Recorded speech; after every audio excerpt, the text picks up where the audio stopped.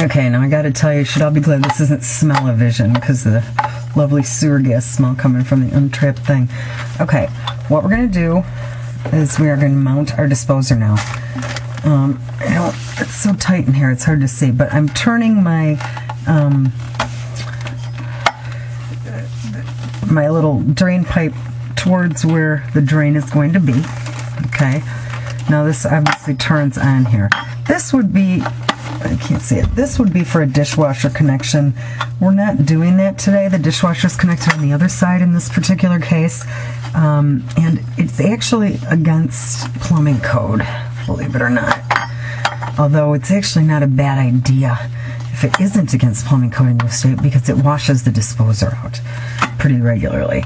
Okay, so now these are going to, you want to start out with them.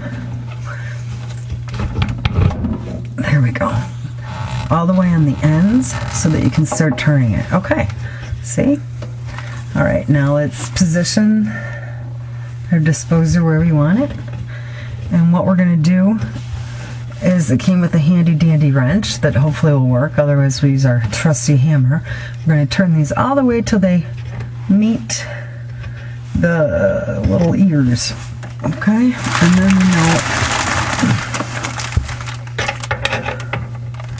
so you put the wrench in here and you turn. Now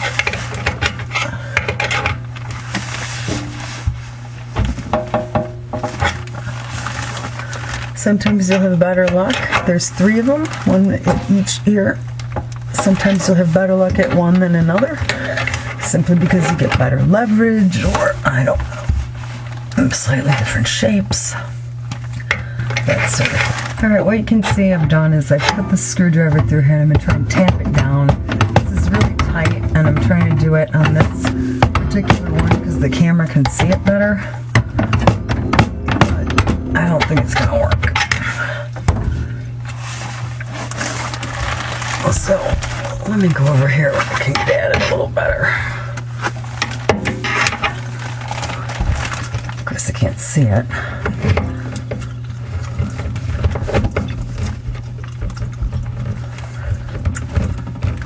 Also, sometimes, even without the hammer,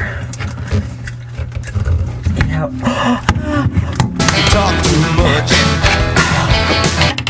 Watch your fingers. Also, sometimes even without the hammer, you have a little better luck with a screwdriver because you can get better leverage. Not in this case. Alright. I should be able to bang it home from this angle.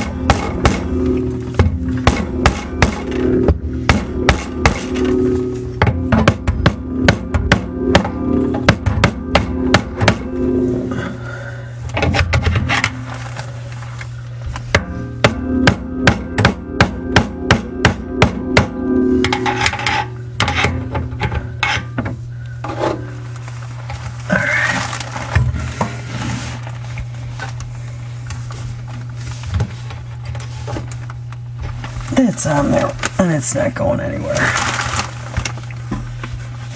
Now it's time to connect up our piping. I should note that I went through and double checked while the camera was off, and as you can see on the old one, see that little ridge right there? That's what you want your rings locked over.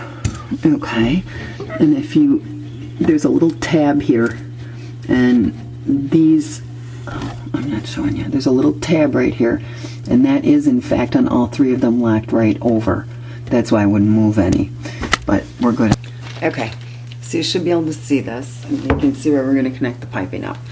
Okay, in this case, it's all pretty easy for us because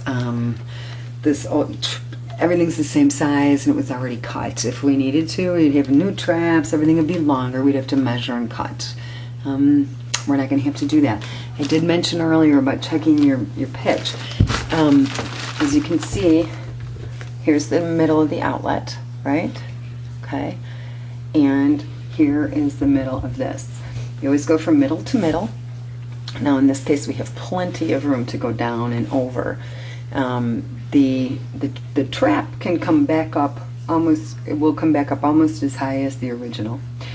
And then it has to be pitched downward at 1/4 inch per foot or it won't drain properly. In this case we have no issues with that at all. Now it's very tight, and as you can see, if I pointed this disposer all the way over here, we'd never fit a P-trap on it. But that's okay because we can turn the joints. So that's why I have it seated where it is, okay? Now I've gone ahead and put these two together. Alright? And nothing's tight, it's just on there. Okay, now I'll move this out of the way. And hopefully you can see that we should be lined up just right. Okay, I'm a little bit back, so I'm going to pull this back just a little bit until I can slide all the way up. Look at that, it's perfect. Okay. Now somebody back in the day used dope on this trap, which is not a good plan because the dope, pipe dope, is oil-based, is petroleum-based, and so is plastic, and so eventually pipe dope will deteriorate plastic. But in this case it seems to be fine, so we're going to let it be because we'll have another trap. Okay, now I'm going to tighten all these. Now we've got it nice and straight. Okay, we don't have joints cocked, there's not a lot of stress on any of them. You don't want that. Okay, then you hand tighten everything.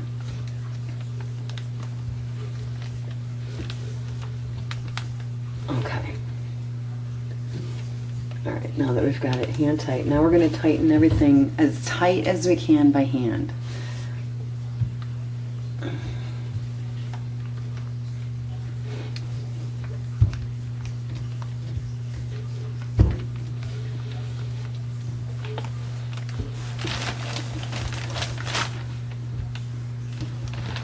If it hurts your hands, put on gloves.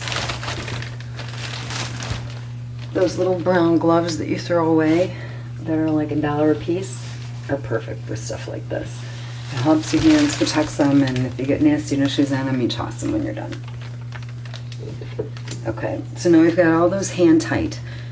What I like to do is hand tight plus 1/4 turn.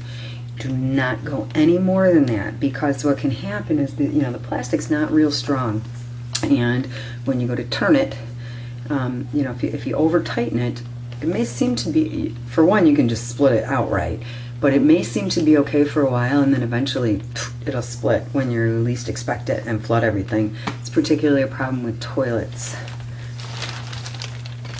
and those plastic nuts that go to the supply, because then the supply's wide open and shooting water like a fire hose into your house in the middle of the night or whenever it decides to go.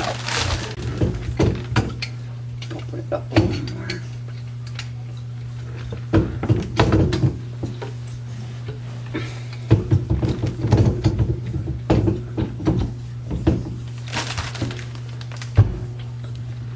Alright, that's tight enough.